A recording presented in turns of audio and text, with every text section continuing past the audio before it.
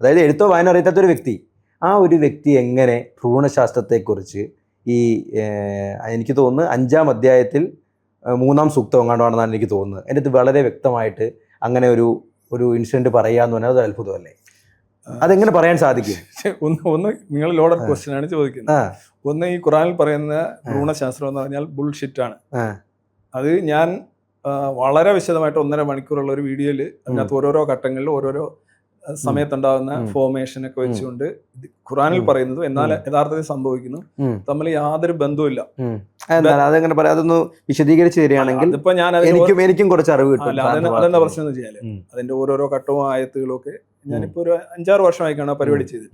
അപ്പൊ ഓരോരോ ശ്ലോകങ്ങളും ഓരോരോ ആയത്തിലും ഓരോരോ സമയത്ത് ഓരോന്ന് വരുന്നു, പിന്നെ ചൂയിങ്കം പോലെ വരുന്നു, ഇങ്ങനെയൊക്കെയുള്ള കുറെ സംഗതികളുണ്ട്. ഇതെല്ലാം അങ്ങനെ അല്ല എന്നുള്ളതിന് വളരെ ഇതുമായി ബന്ധപ്പെട്ട ഡോക്ടേഴ്സും ഫിസിഷ്യൻസും ഒക്കെ പറഞ്ഞ കാര്യങ്ങൾ വെച്ചുകൊണ്ട് ഞാനൊരു വീഡിയോ ചെയ്തിട്ടുണ്ട്. ആ വീഡിയോ എനിക്കിപ്പം എല്ലാം അതേ കണക്ക് ഗ്രാനുലാർ ഡീറ്റെയിൽസ് റീകോൾ ചെയ്യാൻ പറ്റില്ലല്ലോ.